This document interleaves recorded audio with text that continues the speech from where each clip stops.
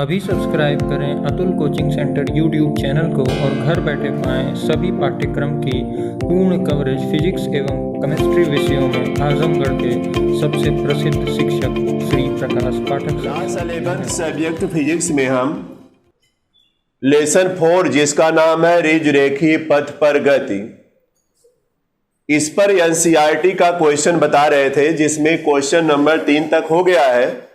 Question number 4 आज है। Question number 4 सब लोग नोट करिएगा। एक जेट विमान, क्वेश्चन नंबर 4 डालिएगा। एक जेट विमान, वही बैठ लीजिए। एक जेट विमान 500 किलोमीटर प्रति घंटे की चाल से 500 किलोमीटर प्रति घंटे की चाल से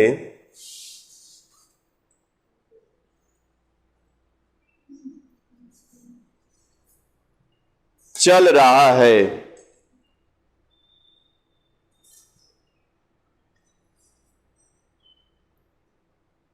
यह 1500 किलोमीटर प्रति घंटे की चाल से, यह 1500 किलोमीटर प्रति घंटे की चाल से गैसों को विपरीत दिशा में छोड़ता है। गैसों को विपरीत दिशा में छोड़ता है।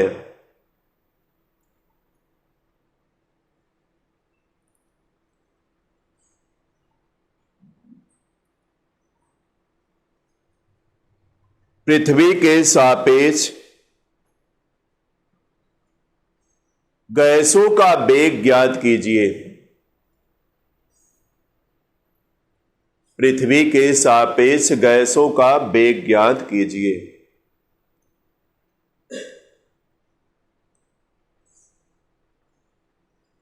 ज्ञात कीजिए।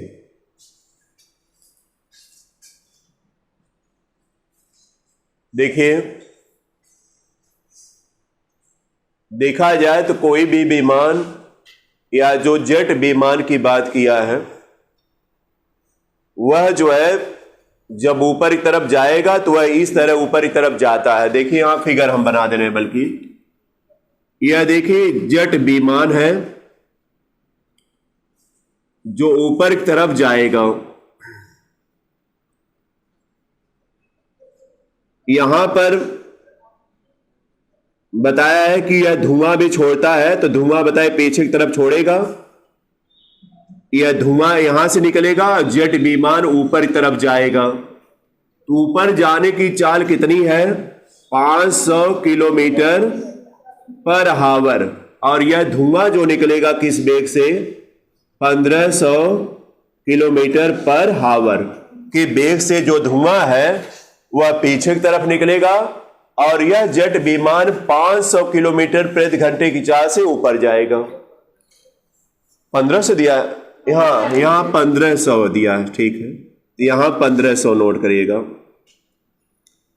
1500 किलोमीटर पर आवर ये रहेगा। अब कह रहा पृथ्वी के सापेक्ष धुएं का वेग ज्ञात करना है। तो जब पृथ्वी के सापेक्ष कहेगा तो इसका मतलब जो पृथ्वी के साथ है या पृथ्वी की तरफ है, वह समझिए जो वेलोसिटी रहेगी वह प्लस रहेगी, और जो इसके विपरीत रहेगा वह क्या रहेगा? माइनस रहेगा। पृथ्वी के सापेक्ष कहा है तो पृथ्वी के सापेक्ष धुआं है, तो इसका मतलब यह प्लस रहेगा, और जेट विमान इसके विपरीत जा रहा है, तो बताइए विपरीत जाने का मतलब यह क्या हो जाएगा? माइनस हो जाएगा। बोलिए माइनस आएगा ना, कोई बैठ लीजिए, माइनस हो जाएगा। समझ में आ गया ना? इसके बाद अब देखिए यहां पर तुरंत लिखेगा पृथ्वी के सापेक्ष धुएं का वेग पूछा है ना। धुएं का वेग अगर निकाला जाए तो यहां पर जो है, अगर इसको हम VC मान लें और इसको VJ मान लें, तो यहां हो जाएगा बताइए वी जे प्लस अगर लगाया जाए, प्लस लगा रहे हैं, और यहां पर फिर क्या लिखा जाएगा बताइए, वी सी हो जाएगा। लेकिन यहां पर साइन लग चुकी है, इसी साइन के हिसाब से चलिएगा तो वी सी वी जेड बताइए क्या, वी जे क्या हो जाएगा, -500, और प्लस वी सी का मान कितना है, +1500 है।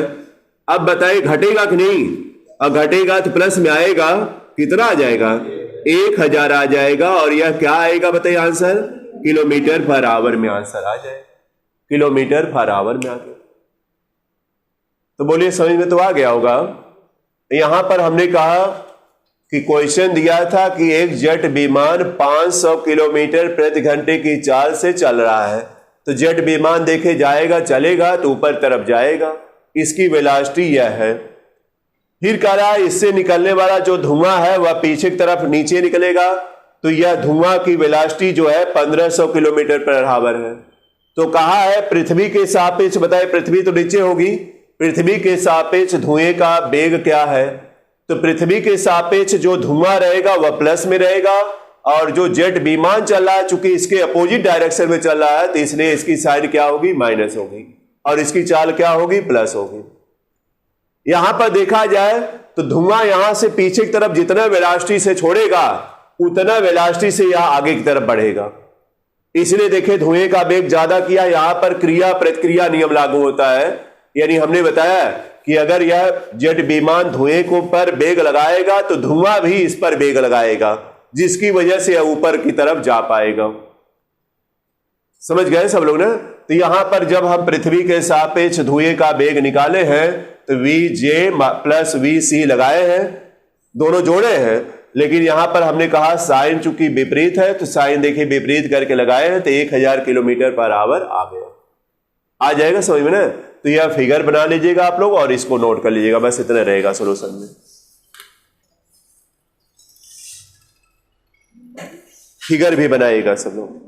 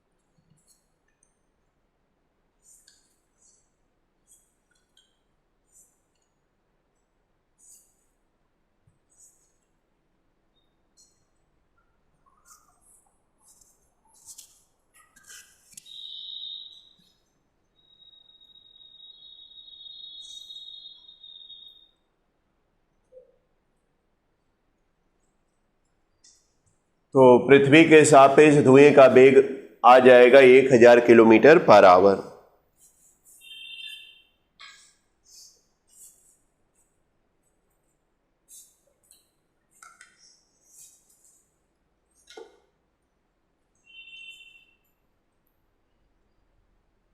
कन्फर्म हो गया। फिर चलिएगा क्वेश्चन नंबर 5 पढ़ाइएगा। क्वेश्चन नंबर 5,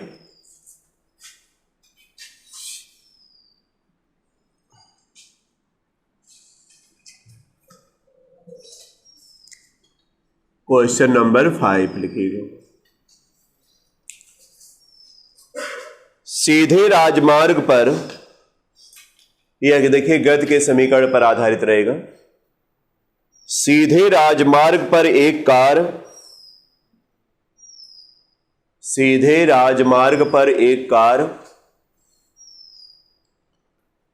126 किलोमीटर प्रति घंटे की चाल से चल रही है। 126 किलोमीटर प्रति घंटे की चाल से चल रही है।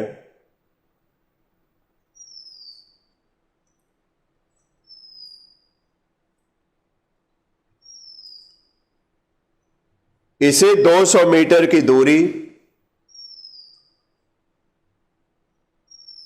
इसे 200 मीटर की दूरी पर रोक दिया जाता है। इसे 200 मीटर की दूरी पर रोक दिया जाता है।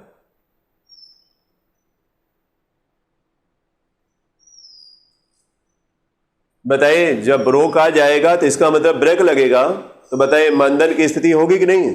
बताए मंदन, वही बोल भी रहा आगे। करा कार के मंदन को एक समान मानते हुए, कार के मंदन को एक समान मानते हुए, एक समान मानते हुए इसका मान ज्ञात कीजिए। इसका मान ज्ञात कीजिए।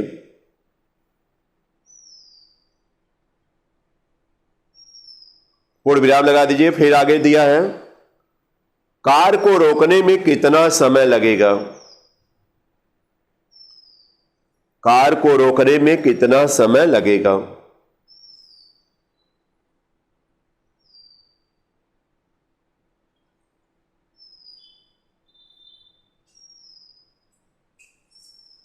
कितना समय लगेगा?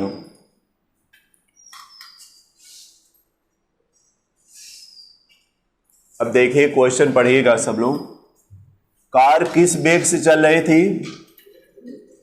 126, यानी यू है ना, यू बराबर 126 किलोमीटर पर हावर है। और फिर क्या कर रहा है बताइए, कितना मीटर चलने पर? 200 मीटर, यानी चली गई दूरी एस से ना, एस बराबर 200 मीटर है। 200 मीटर पर क्या कर दी जा रही है? रोक दी जाती है। तो रोक दी जाएगी तो अंतिम वेग क्या हो जाएगा? शून्य हो जाएगा। हम बताए भी हैं कि अगर किसी भी गाड़ी पर ब्रेक लगेगा या रोकी जाएगी तो अंतिम वेग क्या होगा? शून्य। यानी इस वेग पर ब्रेक लगाया गया और रुकते रुकते अंत में वेग क्या हो गया? शून्य हो गया और चली गई दूरी 200 हो गई। तो क्या पूछा है? कार में मंदन का मतलब वही त्वरण निकालना है। मंदन कब होगा? जब वेग घटेगा और त्वरण उस समय ऋणात्मक आएगा। तो मंदन ए निकालना है आपको, ये ए का मान क्या आएगा।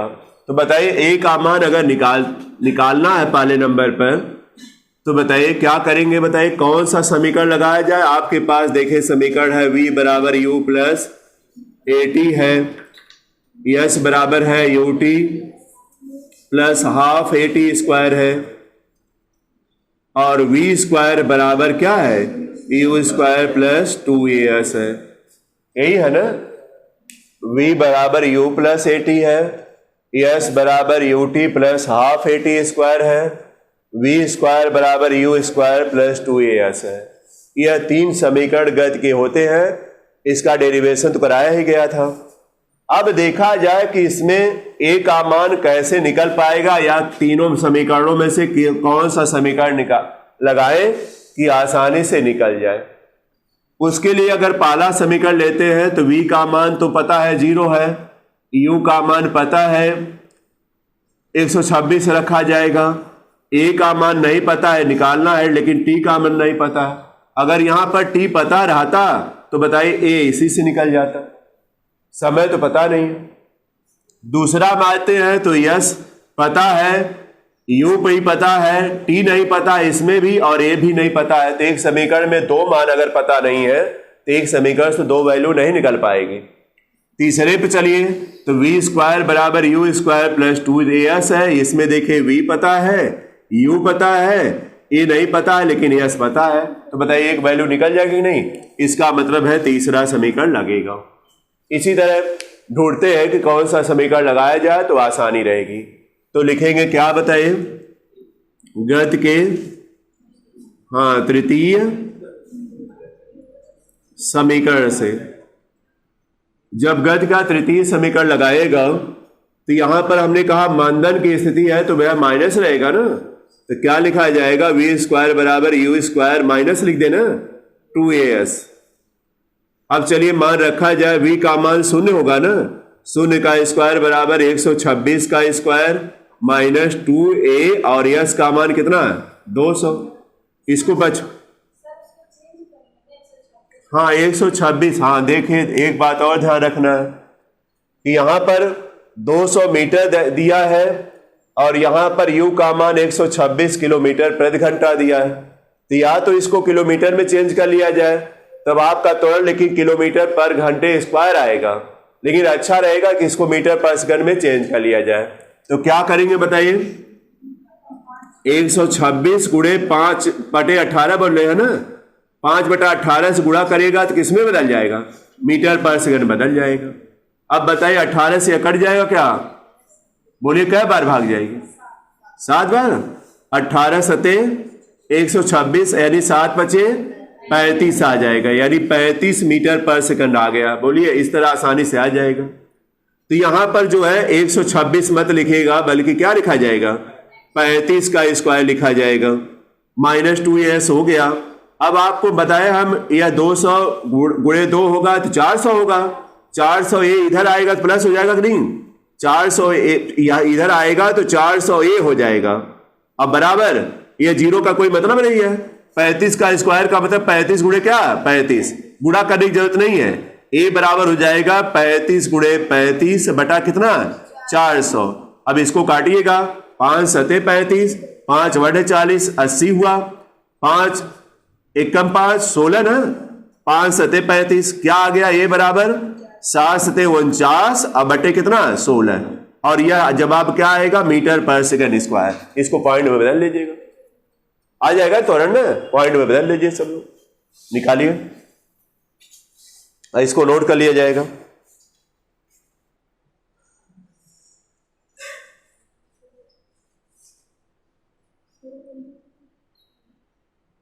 इसी तरह देखिए गद्य का समीकरण ढूंढा जाएगा, कौन सा लग पाएगा, लेकिन यूनिट का ध्यान रखेगा, एक यूनिट में होना चाहिए। अगर अलग यूनिट पर लगाएंगे तो गलत आएगा क्वेश्चन।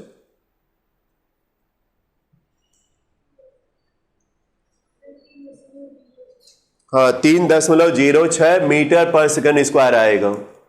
तो जवाब क्या आया, ए बराबर 3.06 और आएगा मीटर पर सेकंड स्क्वायर। इसको सिंप्लीफाई करिएगा सब लोग, आएगा सबका। और यह गद्य का समीकरण नोट नहीं करना, बल्कि समझने के लिए हम लोग अलग से नोट कर लिए। और यह पूरी लाइन नोट करिएगा, इसको बदला गया है मीटर पर सेकंड में। 5/18 से गुणा करते हैं, किलोमीटर पर आवर को बदलना है। यह तरीका हम बता भी चुके हैं।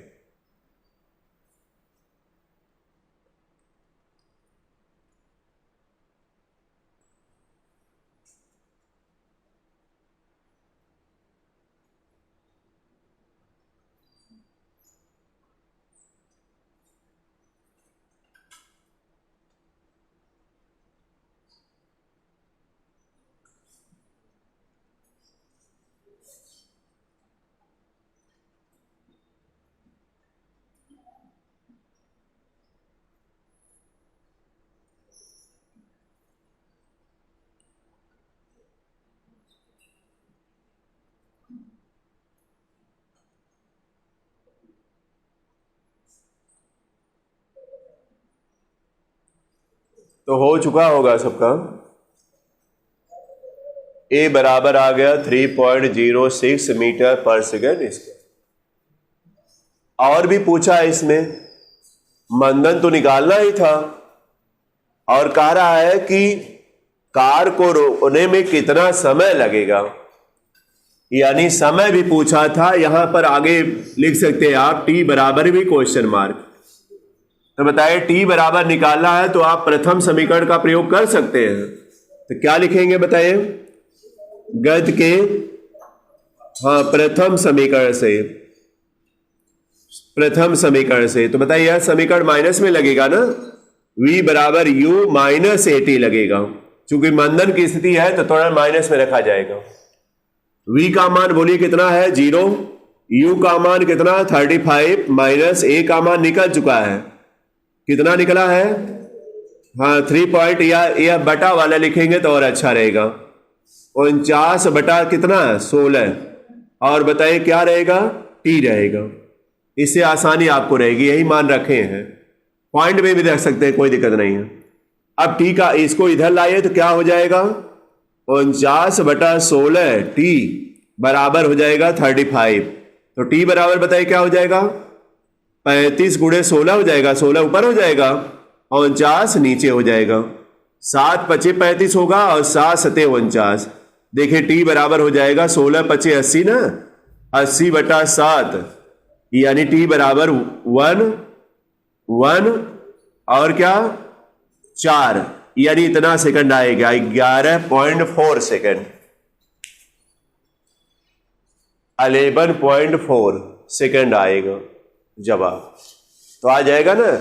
इससे क्या रहेगा, आपको आसानी रहेगी, बट्टा में रखेंगे तो आसानी रहेगी, पॉइंट में रखते तो अभी भाग गुणा करना पड़ता आपको, इस तरह बस आ जाएगा।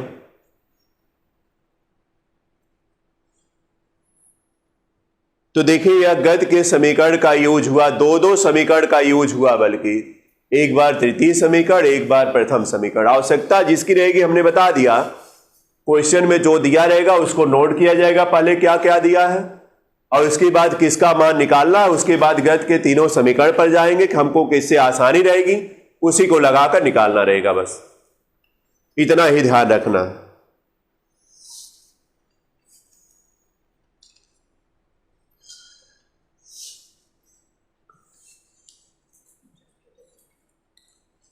इस एक्सरसाइज में देखिएगा क्वेश्चन तो कई दिए गए हैं और ज्यादा से ज्यादा आप लोग भी ग्राफ का हो गया है तो ग्राफ का प्रयास करिएगा लगाने के लिए कि ग्राफ का सबका लगे।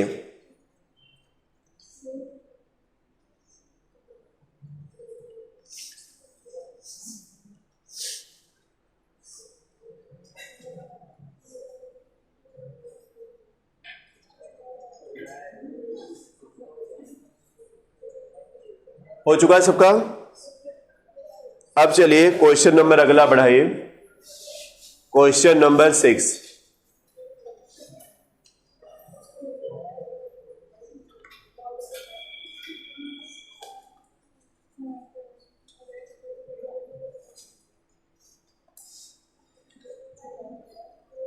क्वेश्चन नंबर 6 लिखिएगा, कोई खिलाड़ी एक गेंद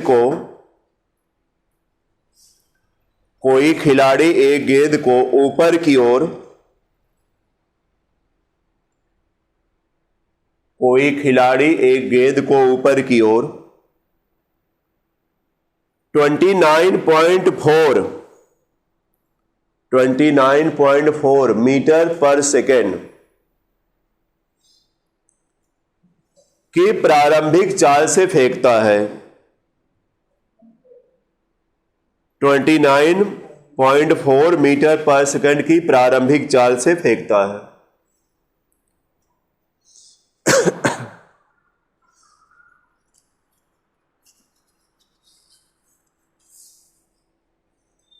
हो गया। फर्स्ट नंबर डालिए इसमें, गेंद के ऊपर की ओर गद के दौरान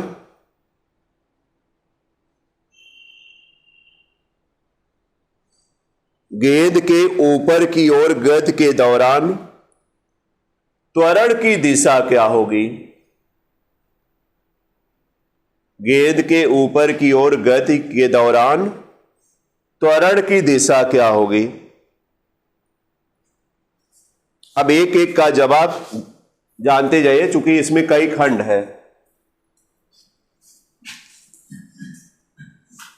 कई खंड दिया है क्वेश्चन नंबर 6 में, तो पहले एक खंड का जवाब आप लोग जान लीजिए। 6 का पहला नंबर, फर्स्ट नंबर का जवाब है।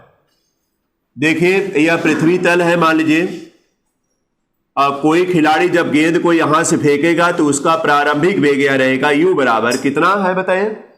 u बराबर कितना है? 29.4 मीटर पर सेकंड की वेग से ऊपर की तरफ फेंक रहा है और यह गेंद ऊपर की तरफ जाएगी। बताइए यह गेंद क्या रहेगी? ऊपर की तरफ, यानी इसका वेग ऊपर की तरफ रहेगा। तो बताइए, आपको बताया है कि घुरुत्वीय त्वरण हमेशा नीचे की तरफ काम करेगा, तो बताइए घुरुत्वीय त्वरण की दिशा क्या होगी? जी की दिशा हमेशा नीचे की तरफ। तो यही कहा है कि त्वरण की दिशा क्या होगी, तो इसमें तो घुरुत्वीय त्वरण लगेगा और घुर्ती त्वरण की दिशा हमेशा ऊर्ध्वाधर किधर होती है? नीचे की तरफ। तो लिखिएगा, चलिए जवाब लिखिए। लिखिएगा, गेंद के ऊपर की तरफ, गेंद के ऊपर की तरफ गति करते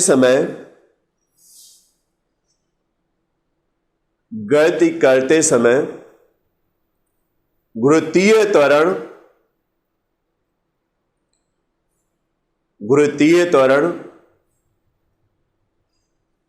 स्मॉल जी लगता है, जिसकी दिशा ऊर्ध्वाधर नीचे की ओर होगी, तो यह तो थियरी से जवाब मिल गया। इसकी दिशा ऊर्ध्वाधर हमेशा नीचे की तरफ होगी। जब भी कोई गति होगी वह भी गुरुत्व के अंतर्गत होगी, तो उसमें गुरुत्वीय त्वरण लगेगा, उसकी दिशा हमेशा किधर रहेगी? नीचे की तरफ। ये तो पहले भी बता दिए। फिर इसमें सेकंड नंबर आप डालिए। सेकंड नंबर का क्वेश्चन लिखिएगा, क्या दे रखा है? इसकी गति के उच्चतम बिंदु पर, इसकी गति के उच्चतम बिंदु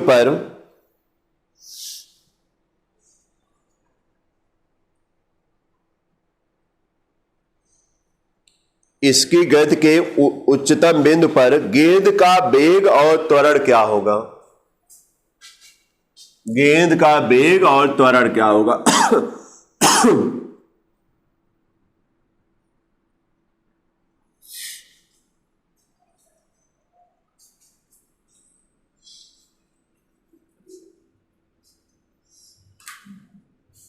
यह देखिए, उच्चतम बिंदु हम बताए भी है कि कोई गेंद आप बताए नीचे से ऊपर तरफ फेंकिएगा, तो जब वह अधिकतम ऊंचाई पर पहुंच जाएगी तो थोड़ी देर के लिए वहां रुकेगी, तो बताइए उसका अंतिम वेग क्या आएगा? शून्य आएगा। तो वेग तो इसका क्या आ जाएगा? शून्य आ जाएगा।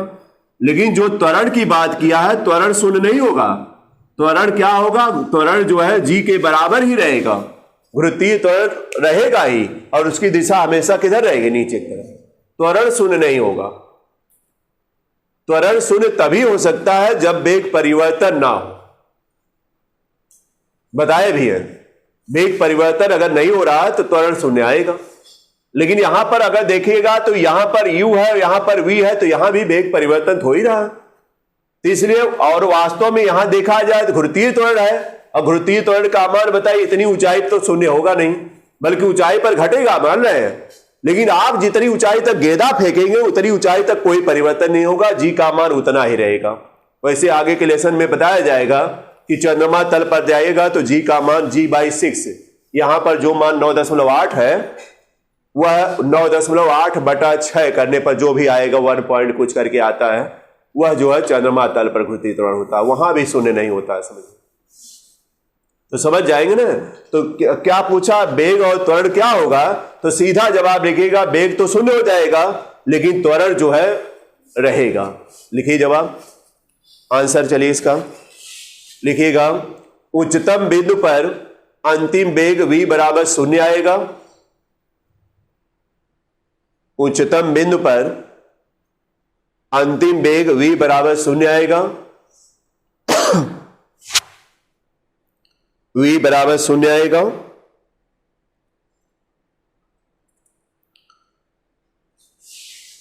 परंतु त्वरण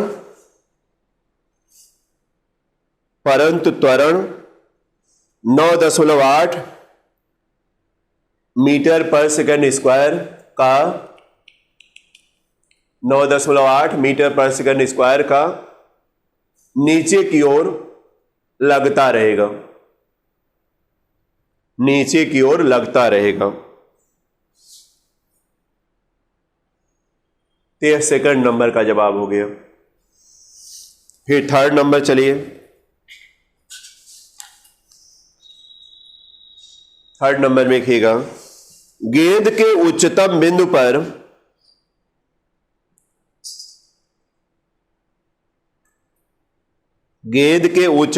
पर स्थान व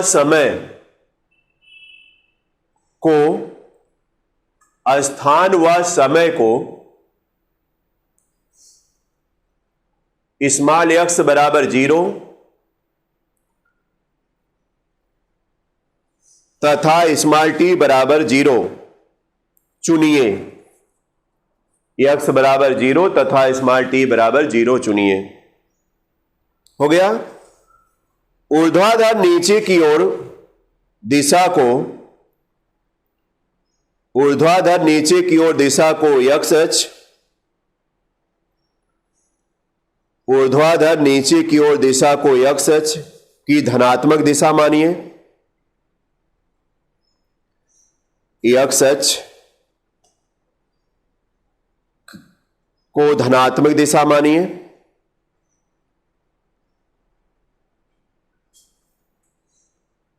हो गया। गेंद की ऊपर की व नीचे की ओर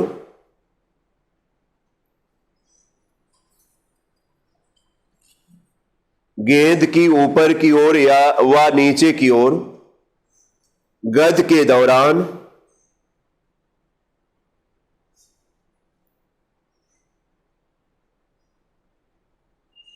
के दौरान स्थिति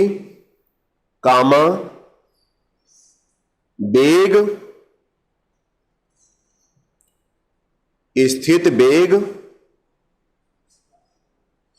व त्वरण के चिन्ह बताइए।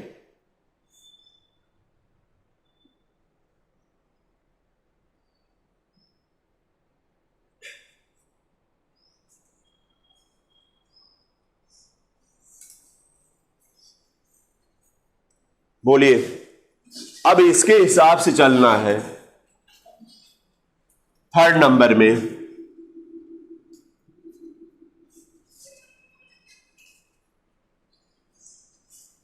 कहा क्या रहा है कि जो उच्चतम बिंदु है वहां पर x बराबर 0 मानिए और t बराबर भी क्या मानिए 0 मानिए। इसका मतलब है कि इधर थोड़ा साइड में ले लेते हैं हम। इसको मान लीजिए मान रहे हैं उच्चतम बिंदु, तो यह बताए आपका यह एक अक्ष बनेगा और एक अक्ष यह बन जाएगा। कह रहा जो ऊर्ध्वाधर अक्ष है उसको जो है x अक्ष मान लीजिए। इनका देखिए x अक्ष मानिएगा और यह धनात्मक दिशा मान लीजिएगा। x अक्ष की क्या है? धनात्मक दिशा। देख लीजिए, पढ़िए क्वेश्चन। यहां बताए मूल बिंदु रहेगा तो x बराबर 0 और t बराबर भी 0 रहेगा। और इस पर जो है x मानिएगा यानी विस्थापन इस पर मानिएगा और इस पर जो है t मानिएगा, मतलब समय मान लीजिएगा। यहां पर कहा अक्ष मानिएगा। फिर से क्वेश्चन देखिए, अब क्या कहा है? गेंद के उच्चतम बिंदु पर, ये देखिए उच्चतम बिंदु है इसका, स्थान व समय x 0 और t 0 चुनिए। बताइए यहीं पर मूल बिंदु रहेगा तो मूल बिंदु पर x भी 0 रहेगा और t बराबर भी क्या रहेगा? 0 रहेगा मूल पॉइंट पर। फिर कहा है ऊर्ध्वाधर नीचे की दिशा में को x अक्ष, ऊर्ध्वाधर नीचे की ओर देखे x अक्ष माने, और यह कहा धनात्मक दिशा मानिए, तो धनात्मक दिशा देखे लिख दी है धन x अक्ष। और फिर गेंद की ऊपर की ओर व नीचे की ओर गति के दौरान स्थित वेग व त्वरण के चिन्ह बताइए।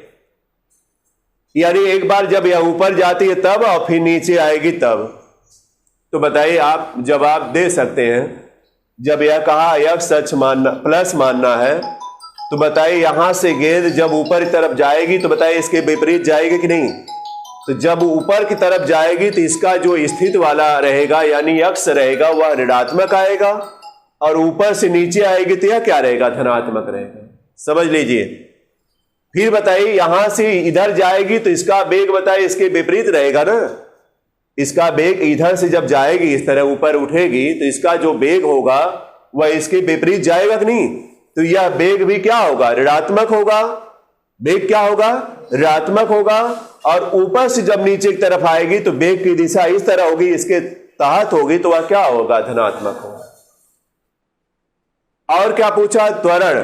त्वरण की दिशा तो जब ऊपर जाएगा या नीचे आएगा तो उसकी दिशा तो आप जान ही रहे, इसके तहत रहेगी। तो बताइए ऊर्ध्वाधर नीचे की तरफ रहेगी तो यह प्लस रहेगा कि नहीं, बताइए।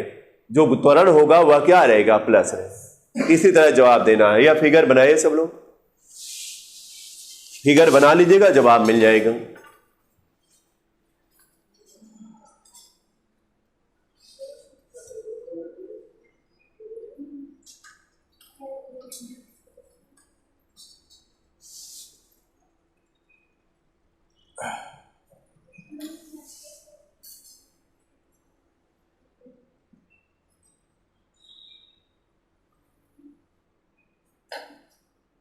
फिगर यह एक्स एच प्लस है, जैसे कहा उसी तरह चले। और एक्स टी ग्राफ है, मतलब विस्थापन समय ग्राफ है, इसका मतलब यही हुआ। अब मूल बिंदु पर एक्स 0 और टी 0 रहेगा ही। यह मूल बिंदु रहेगा, इसको ओल बल के लिए दे रहे हैं, ओ लिख दीजिएगा।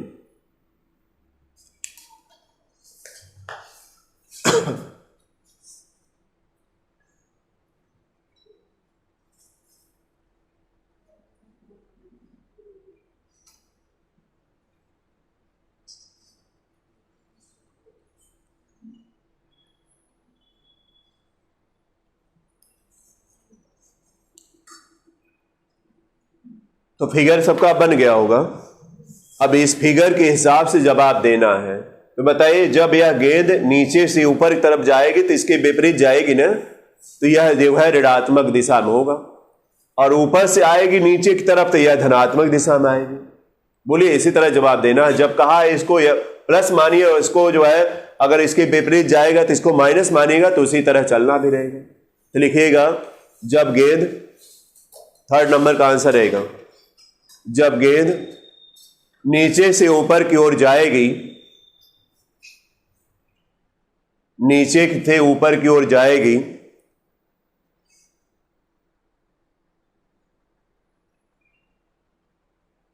तो ऋणात्मक एक्स अक्ष की दिशा में जाएगी।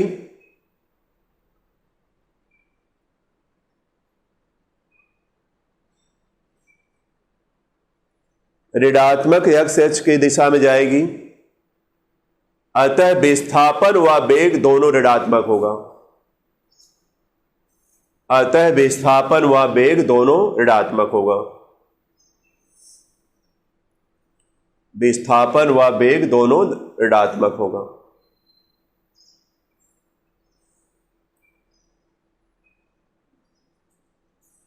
लेकिन जब गेंद ऊपर से नीचे की ओर आएगी,